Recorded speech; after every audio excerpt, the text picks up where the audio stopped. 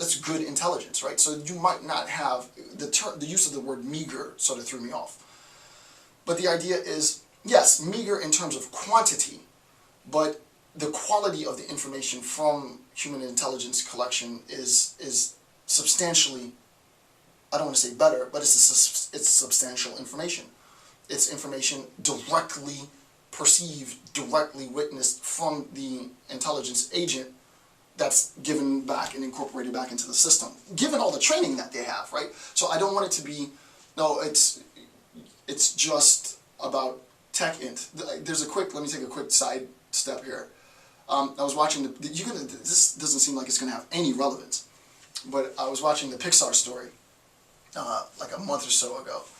And the Pixar story is basically Disney had the old school model where Disney would draw 2D characters, and then computer guys came in, the CG guys came in, and they took over the industry, and Pixar basically put the 2D Disney old school format out of business. And I see sort of a Pixar dilemma working within the intelligence community, right? The old school model was human, right? It's like, yeah, I mean, we've always had tech, I guess, right? But the old school model was human, and there was a lot of emphasis. I don't know this for a fact. I just have a vibe, a sort of a gut feeling that the old school model was sort of the 2D model. The whole old school model was, human collection. And now the trend is less human intelligence and more technological acquisition of information. And what you end up realizing in the Pixar model is that the best business model is always a blend of the old with new. So, just as an aside, the idea that there isn't, just in the use of the term meager, the idea that just because there's more of it necessitates it being better is a presupposition. It's inherently false. The fact that you can collect more information just means you have more stuff to code for. You have more stuff to sort through, which means that it's just more work to be done. Because none of this intel collected from any tech is going to be worth any lick of salt without meaning attributed to that. And people, at least at this level in the game, they might have some amazing computer programs that can detect meaning. To my knowledge, they don't have this thing yet, but they could. Meaning is attributed by people. People have to sort through all of that information. So you got mountains and mountains of information, but people still need to sort through that information and give it meaning. So irrespective of how much information is collected, it is always going to be the quality, as far as I'm concerned. It is not, for me personally, I would never agree with a position that said quantity over quality. I would rather quality over quantity any day. And how that information is gathered, whether it's quality information from a machine or quality information from a human agent in field. Me personally, I would rather quality information over quantity of information. So the only reason I bring that up, and it's not to challenge the author, it sort of yields comparatively meager, puts a little bit too much emphasis on quantity over quality. And in terms of intelligence, it has to be the quality of the information, because oversaturation is a default. Right?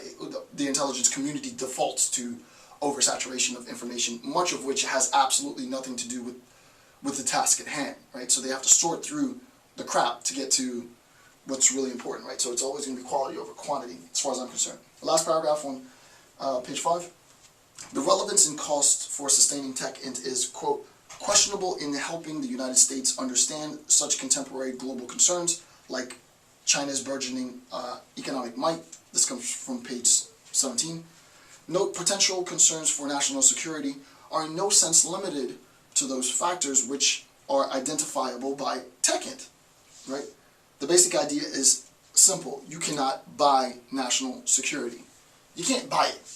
It helps to have, a tremendous amount of capital in order to protect the nation, but you can't buy it. Why?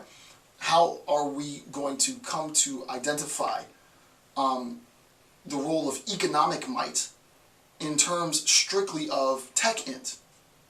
I mean, you can look at the stocks, you can look at the way things are traded, you can look at the purchasing of X or Y. It's going to be really, really difficult to see, literally, from any number of computer codes or any number of satellite images, the ability of economic might to cripple another nation. That's a hard thing to identify. You need lots of people, very well-trained people, to be able to make predictions on how that new burgeoning power might affect the national security interests of some other nation. So that the idea here is, again, to refer back to the Pixar Disney example, I would argue on behalf of the old school 2D model, right? Yeah, we love computers, computers are great, everybody, who doesn't love computers? Technology is awesome. But the idea is that technology has absolutely no meaning without individual human beings who are trained to interpret that information at an expert level, obviously, and those existing human beings who do something different, who collect data sort of the old school way. So I really wouldn't want to see there be sort of a sloughing off of the recognition that the old model, human intelligence model, might have had pre-Cold War era, as opposed to now, where the prestige, I would imagine, and again, I'm not part of the community, but I would imagine the prestige, the importance that's placed on that old model might have declined substantially post-Cold War conflict, right? So it's just important to make that assessment. Why is that important? I mean, you're talking about morale, right? You're talking about the ability to recruit. You're talking about the ability to get people to get viable information. And if they feel that the people feel that their job function isn't important, or it's not as important as a dude who can code for something, then a perfect example, quick side note, went and saw James Bond, the new James Bond, Skyfall, genius flick, a couple days ago. And Bond, there's a scene, sorry, spoiler alert, he's at the museum with a younger Q, and everybody knows Q's function in the series. So he sees the kid, and it's a kid. The kid's probably in his early 20s, and the kid says something like, "I can do more damage in the world with my laptop than you could ever do with your gun." Obviously, sort of a jab at this existing tension between the old model, and they play up James Bond, sort of canonical human guy, being the old model for the new model. And what's the new model? The kid who has a laptop, but who gets flight sick.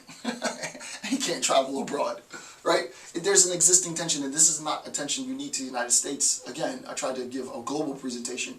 There's an existing tension endemically, systemically within the intelligence communities abroad, throughout all intelligence community, between this sort of what could potentially be a polarizing shift in the old model of human intelligence collection and the new model being sort of more tech-based data collection. And my argument is, irrespective of the means of collection, priority must always be given to the quality of information collected. If the quality of information collected is better from technology, then it's technology. If the quality of the information collected is better from human intelligence, then it's human intelligence. But I don't personally I wouldn't care about the amount of information. Just because there's lots of it means that it could all be bad. All of you know about the internet. There's tons of information in the net, 99% of which is all crap. Including this lecture series. No, hopefully not this lecture series. My actions in the world hopefully are quality over quantity. Though I do put out quite a bit. Okay, top of page 6. So INT capabilities typically dovetail with one another. I love the word dovetail. Sort of, they are integrated, right? INT capabilities are integrated, right? The various INTs that exist, SIG-int with HUME-int with TECH-int with open source intelligence and so on, all of these intelligence collection mechanisms are integrated into one thing, which is collection of information. So after we've planned, directed, we have a clear focus of what we need to do, either because of the influence of policy or because of a recognition of a potentially imminent or expected external threat. We then mobilize individual pockets of intelligence community members to address those external threats. Okay, so INT capabilities typically dovetail with one another, and this is from page 18. For example, HUME-int may lead to SIG-int, which leads to IM-int, etc., etc. One form of intelligence collection can and should feed into the others.